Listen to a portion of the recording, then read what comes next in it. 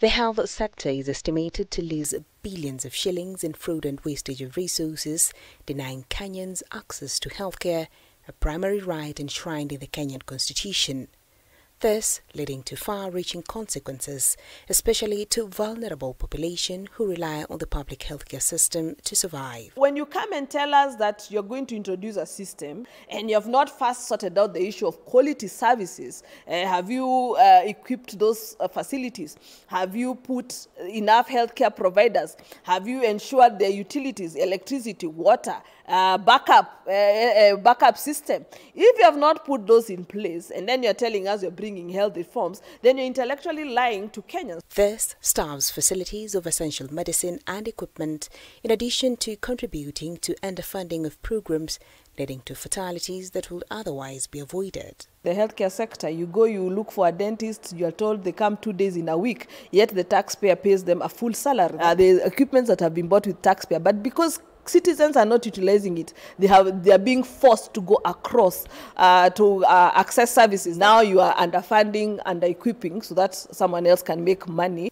According to a 2021 survey conducted by the Ethics and Anti-Corruption Commission (EACC), the health sector ranks as the second most corrupt sector, with a further study in 2023 pointing corruption in all 4 sectors in project management, including budgeting, commitment, verification and payment, a prevalence that undermines and poses a significant threat to healthcare outcomes. The factors that have led to abuse of power, excessive spending, substandard service delivery and poor quality standards of equipment and medical facilities, which exacerbates the already critical healthcare situation across the country. We pronounce ourselves that now every service is free, a terminology that I do not comply with, because in any case, there is no free service. We have already paid money in the government. When they say that they are going to procure services for us, it's to use our taxation to procure services. So there's no free services. Why is it that after pronouncing that their money being paid to facility, we see the SHA CEO being ousted, chased away? Because the peers said that they have been transmitting close to 3 billion to pay the arrears, but they are not saying who they are paying. According to health economist Beatrice Kairu, the recent transition from the now defunct National Health Insurance Fund (NHIF) to the Social Health Authority (SHA) violated procurement rules by single sourcing a 104.8 billion shillings ICT system for the Social Health Insurance Fund (SHIF). NHIF was asking for an upgrade of the NHIF system. They only needed 700 million. How that translated to 104 billion for the SHA system is where people raise a lot of eyebrows. How the companies that were contracted to actually create the system, or the HMIS system, you remember they were talking about a Piero Group, Adani Group. You see, it was single sourcing, which is against the Procurement Act. The driver to change from NHF to SHA was to tame corruption, to ensure that we can enhance and advance in terms of transparency.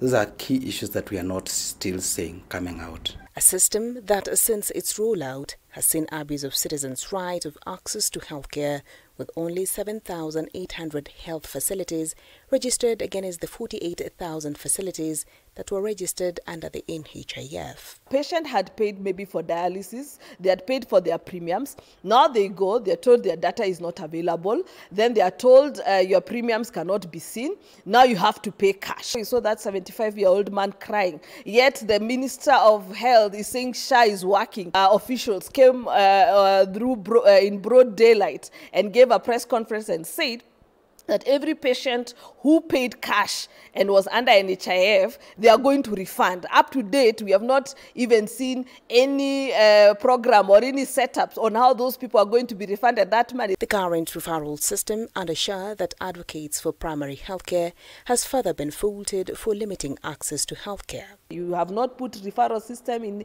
in place. You have not put a system to ensure even if you don't have the digitized aspect, even the forms themselves, people have to use pieces of paper to actually refer patients. If I live around a level 4, so what happens?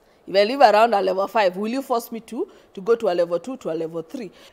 Every facility that is near a population, whether if it's Kenyatta that is in a certain ward, people in that ward should have Kenyatta National Hospital should have some aspect of primary health care, so that the people in that ward where Kenyatta is existing, even if it's a level 6 facility, Kenyans can still access primary health care. Health stakeholders now fear that collection of labor income tax of the 2.75% on employed Kenyans will open the scheme further to corruption. So when Kenya Kwanza government came on board, it says there will be only one pay bill number. So meaning that money was now going to go to the consolidated fund, according to the way the constitution had dictated.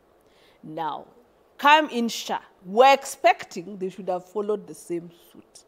So what did they do? Now there are 3 bank accounts. I think if SHA wants to procure something, they don't have to go through parliament, right? Because now the funds are separate from the consolidated fund. Remember, with a consolidated fund, if SHA wants to procure something, it has to go through parliament. Now, with that separation of funds, now that is a breeding ground of corruption. And the remedy? A labor income tax funded kind of healthcare does not work in the wrong land. It brings a lot of stigmatization. It brings a lot of poverty. So we are actually pushing the government to move away from the labor income tax kind of funding of healthcare system to the what we call tax funded or levy